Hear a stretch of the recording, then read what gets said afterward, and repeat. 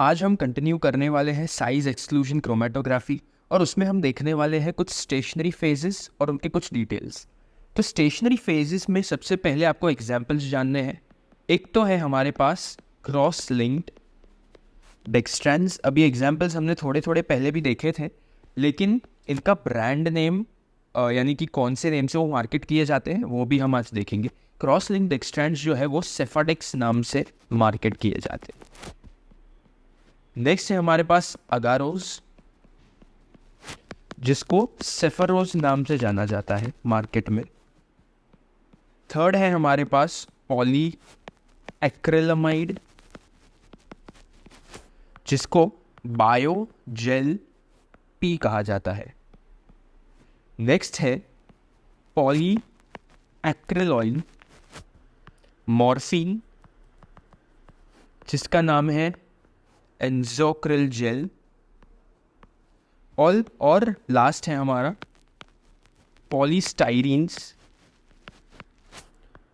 जो bio beats S के नाम से जाना जाता है। ओके, सो सबसे पहले हम करने वाले हैं सेफाडेक्स की कुछ डिटेल्स। सेफाडेक्स में हमें करना क्या है, सेफाडेक्स में जो डेक्स्ट्रैन जेल्स है उसकी हमें डिटेल्स से स्टार्ट करना है। ओके, अब सेफाडेक्स एक्चुअली डेक्स्ट्रैन जेल से बना है, लेकिन डेक्स्ट्रैन जो है ये वाटर सोल्यूबल होता है। अब हमें पता है कि इस केस में हमें ऐसा कोई स्टेशनरी फेज नहीं चाहिए जो वाटर सोल्यूबल हो, क्योंकि वो अगर सोल्यूबलाइज हो गया वाटर में तो वो स्वेल नहीं कर पाएगा, जिससे कि हमें सेपरेशन नहीं मिलेगा। तो इसलिए हम इसको यानी कि पॉलीसैकेराइड डेक्स्ट्रैन को हम एपिक्लोर हाइड्रिन के साथ क्रॉस लिंक करते हैं। ओके, अगर इन दोनों को क्रॉस लिंक कर दिया तो हमें मिलता है हमारा सेफाडेक्स, जो वाटर इनसोल्यूबल हो जाता है। ये है वाटर इनसोल्यूबल। ओके, ये तो हुआ पहली चीज। सेकंड ये है कि हम जो इसकी पोरोसिटी है इसको हम कंट्रोल कर सकते हैं। पोरोसिटी कैन बी कंट्रोल्ड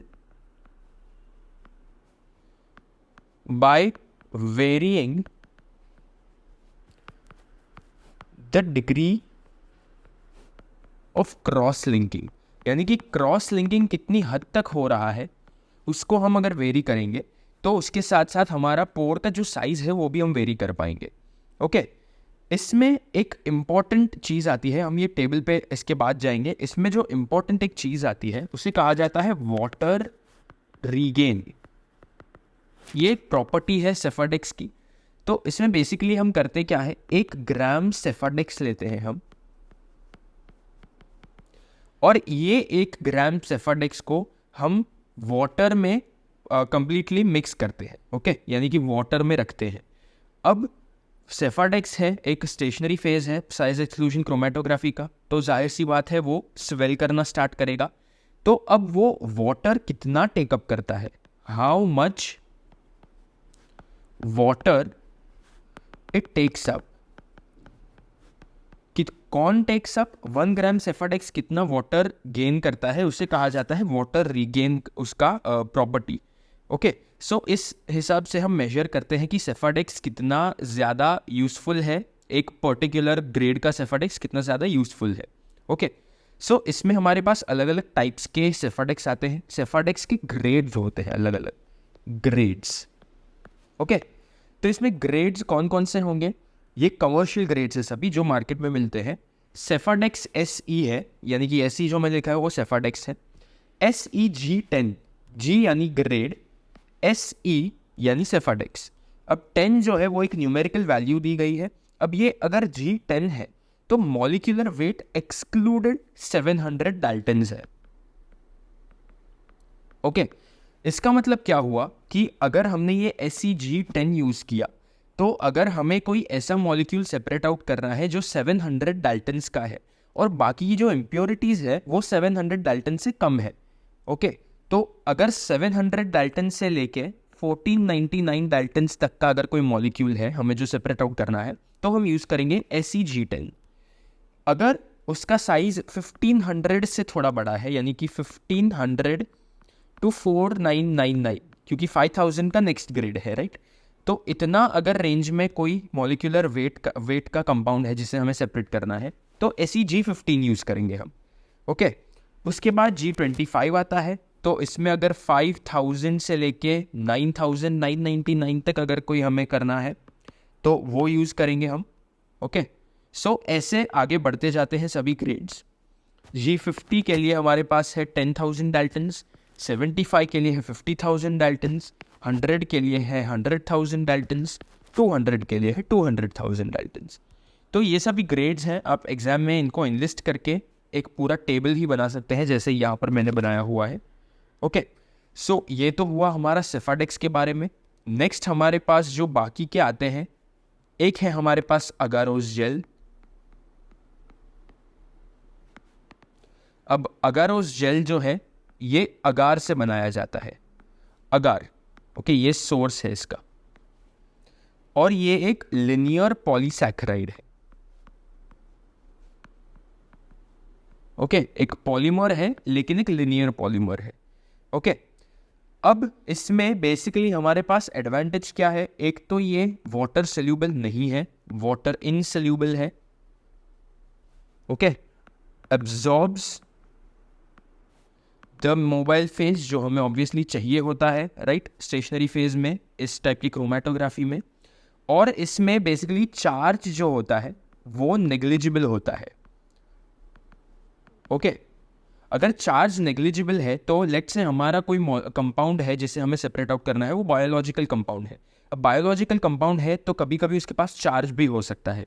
अगर उसके पास चार्ज हुआ वो कंपाउंड के पास, तो अगर इसके पास भी चार्ज होगा तो वो दोनों एक दूसरे के साथ इंटरैक्ट करेंगे, जिससे कि हमारा रेजोल्यूशन घट जाएगा। तो अगर चार्ज नहीं है इस कंपाउंड के पास तो रेजोल्यूशन हमारा इंक्रीज हो जाता है, ओके। सो और लास्ट पॉइंट इसमें आता है कि ये यूज़ किया जाता है वायरसेस के लिए, न्यूक्लिक एसिड्स के लिए और पॉलीसैकेराइड्स के लिए, ओके। इन सभी को सेपरेट आउट करने के लिए ये बेसिकली यूज़ किया जाता है। यह है अगारोस जेल। नेक्स्ट हमारे पास आता है, लास्ट जो हमें डिटेल में देखना है, वो है पॉली एक्रिलामाइड जेल। अब पॉली एक्रिलामाइड जेल हम बनाते हैं पॉलीमराइजेशन से, क्योंकि ऑब्वियसली ये पॉलीमर है एक, तो पॉलीमराइजेशन प्रोसेस से बनाते हैं। किन दोनों का polymerization? Of acrylamide and methylene bis, यहां पर नहीं, यहां पर लिखते हैं मिथाइलिन बिस एक्रिलामीन। तो दोनों में एक्रिलामीन, दोनों में एक्रिलिक ग्रुप आता है, ओके। सो ये दोनों मिलकर बनाएंगे पॉली एक्रिलामाइड जेल हमारा।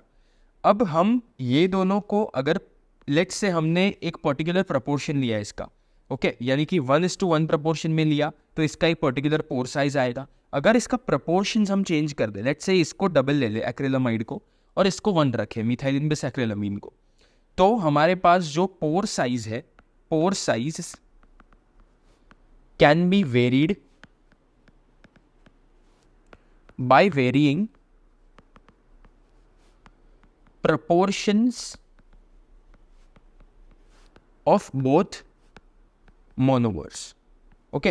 यानी कि इन दोनों का अगर प्रपोर्शन हम चेंज करते हैं, लेट्स से इसको 2 किया, इसको 1 किया, इसको 3 किया, इसको 1 किया, इसको 2 किया, इसको 2 किया, तो ये सभी प्रपोर्शन चेंज के वजह से हमारे पास अलग अलग पोर साइजेस के आएंगे हमारे पास stationary phases, okay, poly acrylamide gels. अब इसमें हमारे पास जो रेंज है, जो साइज एक्सक्लूजन रेंज है, वो है 1800 डाल्टन से लेके 400,000 डाल्टन्स तक, ओके। इसका मतलब क्या हुआ, यहाँ पर हमने जो किया था, ये जो मॉलिक्यूलर वेट एक्सक्लूडेड है, इस केस में हमारे पास 700 से लेके 200,000 तक है। इस केस में हमारे पास 1800 से 400,000 तक है। तो ये पूरा हमारे पास रेंज है जो हम सेपरेट आउट कर सकते हैं। इतने मॉलिक्यूलर वेट का कंपाउंड हम सेपरेट आउट कर सकते हैं इस पॉली एक्रिलामाइड जेल की मदद से। तो ये तो हुए सभी स्टेशनरी फेजेस। नेक्स्ट है हमारे पास मोबाइल फेजेस। अब मोबाइल फेजेस में इतना कुछ डिटेल में देखना नहीं है हमें बेसिकली ये याद रखना है कि इसमें नॉन पोलर भी हो सकते हैं और पोलर मोबाइल फेज भी हो सकते हैं। जैसे हमने यहाँ पर देखा था, अगर ये एक पोलर मोबाइल फेज हुआ तो हमारे पास पोलर यानी एक्वियस बेसिकली, ओके, क्योंकि वाटर एक्वियस होता है और वो पोलर भी होता है, तो उस हिसाब से जो हम पोलर मेंशन कर रहे हैं वो एक्वियस है यहाँ पर, वो जेल फिल्ट्रेशन क्रोमेटोग्राफी के नाम से जाना जाएगा। और अगर नॉन पोलर लिक्विड हुआ यानी ऑर्गेनिक हुआ तो हमारे पास जेल परमिएशन क्रोमेटोग्राफी आएगा। Okay, so polar and non polar दोनों हो सकता है इसमें मोबाइल फेज हमारा। इसमें no interaction of MP with solute, mobile phase with solute, ये हमने पहले मेंशन किया था। जो डिफरेंस है मेन इस क्रोमेटोग्राफी में और बाकी सब क्रोमेटोग्राफीज में, वो ये है कि इसमें इंटरैक्शन नहीं होता मोबाइल फेज का सल्यूट के साथ, राइट। और इसमें लास्ट पॉइंट आता है कि the only role of MP is to push the solutes down the column, बस इसका एक ही काम है, down the column. Okay, so ये तो वो हमारा मोबाइल फेज का, अगेन इसमें इतना कुछ जानकारी देखना नहीं था हमें। इसके बाद आता है हमारे पास analysis and detectors used. Detectors हमारे पास इसमें कौन कौन से आते हैं ये हम बाद में देखेंगे। एक्चुअली सबसे पहले देखते हैं कि एनालिसिस कैसे किया जाता है। एनालिसिस आपको पता है, प्रिंसिपल इसका आपको पता है, तो हम इसमें बेसिकली करेंगे क्या, हम उसमें एक आइडियल स्टेशनरी फेज लेंगे, साथ में मोबाइल फेज लेंगे और कॉलम को रन करेंगे, जिससे हमें बड़े मॉलिक्यूल्स पहले इल्यूट आउट करते हुए दिखेंगे और छोटे मॉलिक्यूल्स बाद में इल्यूट आउट करते हुए दिखेंगे।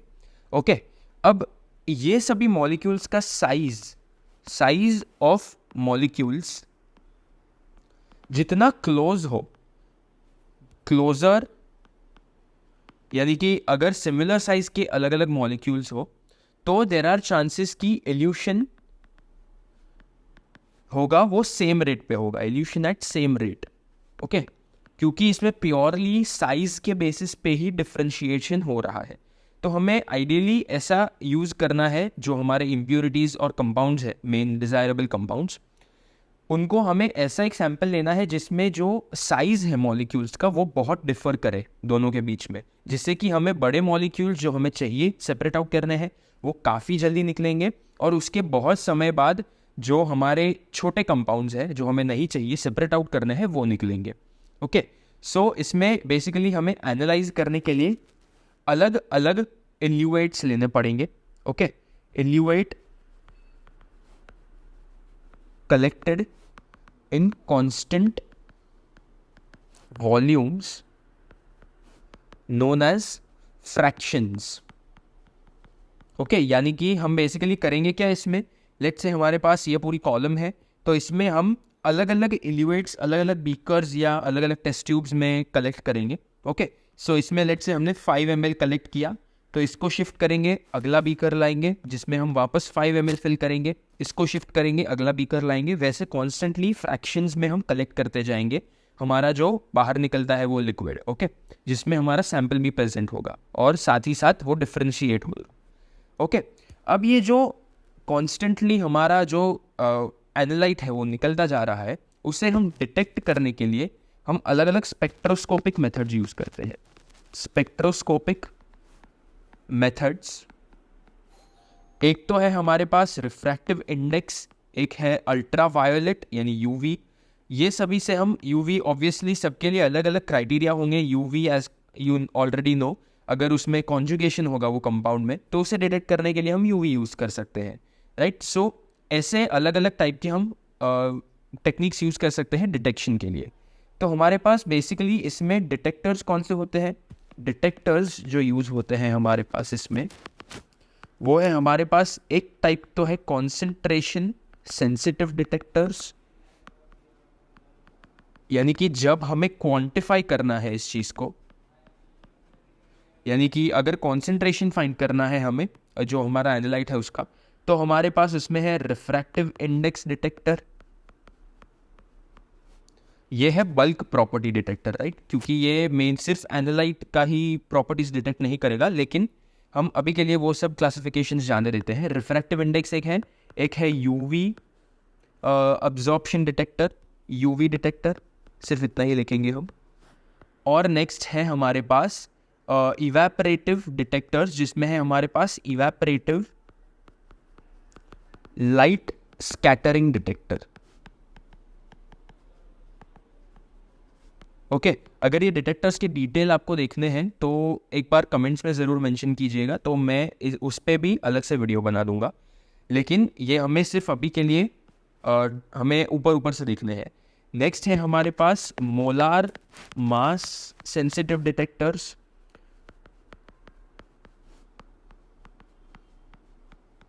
जिसमें कि हमें क्वांटिफिकेशन नहीं लेकिन हमें कंफर्म करने के लिए यूज़ किए जाएंगे ये कि मोलार मास जो है वो एक पर्टिकुलर रेंज में है कि नहीं हमारे एनालाइट का। तो इसमें हमारे पास है लो एंगल लाइट स्कैटरिंग डिटेक्टर और multi angle light scattering detector. Okay, तो ये मैं ऐसे लिख रहा हूँ। और लास्ट बट नॉट लीस्ट हमारे पास है विस्कोसिटी डिटेक्टर्स, जिसमें आता है हमारे पास डिफरेंशियल विस्कोमीटर्स। ओके, सो ये डिफरेंट हमारे पास डिटेक्टर्स हैं जो यूज़ किए जाते हैं हमारे साइज एक्सक्लूजन क्रोमेटोग्राफी में। ओके, सो नेक्स्ट टाइम हम स्टार्ट करेंगे लास्ट वीडियो इस चैप्टर का, जो है साइज एक्सक्लूजन क्रोमेटोग्राफी के एप्लीकेशंस।